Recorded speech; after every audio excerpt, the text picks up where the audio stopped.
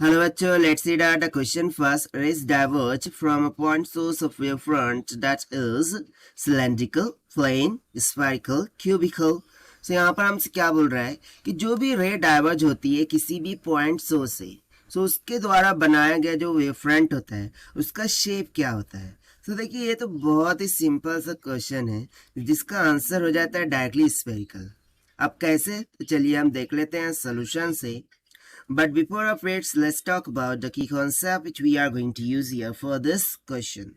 So देखिए हमने हॉगन्स principal के बारे में स्टडी किया था, that is Huygens wave theory. So Huygens wave theory से हमें क्या पता चला था कि लाइट एक वेव नेचर रखती है, और उसके लिए उसने क्या बताया था कि यदि कुछ इस तरीके से कोई एक पॉइंट सोर्स है, ठीक है, सो पॉइंट सोर्स से क्या होता है, बाहर की तरफ जो वेव फ्रंट निकलती है वो किस तरीके से निकलती है, स्फेरिकल निकलती है।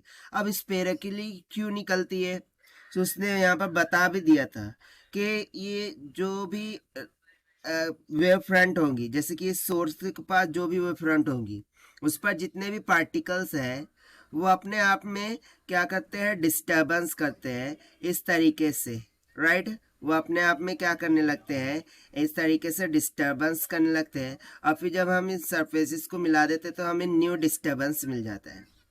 अब ये डिस्टर्बेंस मिलेगा कब, जब प्राइमरी वेव फ्रंट कैसी होंगी, स्फेरिकल होंगी, राइट है ना।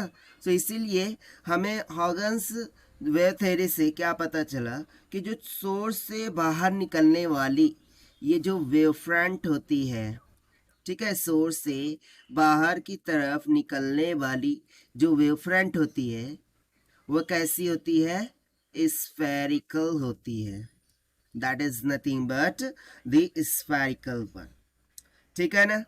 और इसको और थोड़ा सा यदि डिस्कस करूँ तो देखिए ये तो हो जाती है प्राइमरी वेव फ्रंट, और ये जो मैंने सेकंड वाली बनाया इनकी सरफेसेस को जोड़ करके डिस्टर्बेंस को, ये हो जाती है सेकेंडरी वेव फ्रंट, ठीक है। इसे हम कह देते हैं कि भाई ये सेकेंडरी वेव फ्रंट है। और फिर इसी तरीके से वेव फ्रंट आगे की तरफ क्या करती है, प्रोपेगेट करती जाती है ना। सेकंड थिंग इसी में देखिए, ये जो वेव फ्रंट होती है वो अपनी प्रोपेगेशन का परपेंडिकुलर होती है, यानी कि ये जो भी प्राइमरी वेव फ्रंट है उसके आगे जो वेव फ्रंट बनेंगी that is secondary wave front, वो पहले का क्या हो जाती है, परपेंडिकुलर, यानी कि प्रोपेगेशन के परपेंडिकुलर में होती है, ठीक है। सो ये सभी पॉइंट होते हैं। और उसी के अलावा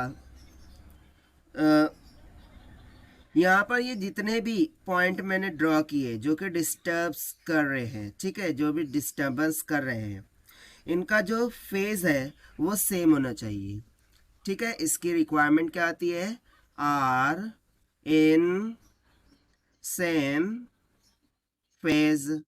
सो ये कुछ एक्स्ट्रा पॉइंट है जो मैंने यहाँ पर डिस्कस कर दिया है। सो अकॉर्डिंग टू क्वेश्चन तो हमारा आंसर क्या हो जाएगा, सिंपली और answer will be here the spherical one, ठीक है। जो पॉइंट सोर्स से निकलने वाली वेव फ्रंट होती है उसका नेचर क्या होता है, उसका शेप क्या होता है, spherical. Now let us take the option. So option C is correct here, which we have solved by using the concept of Huygens wave theory. So this is the required solution. I hope you understood well. Best of luck. Thank you.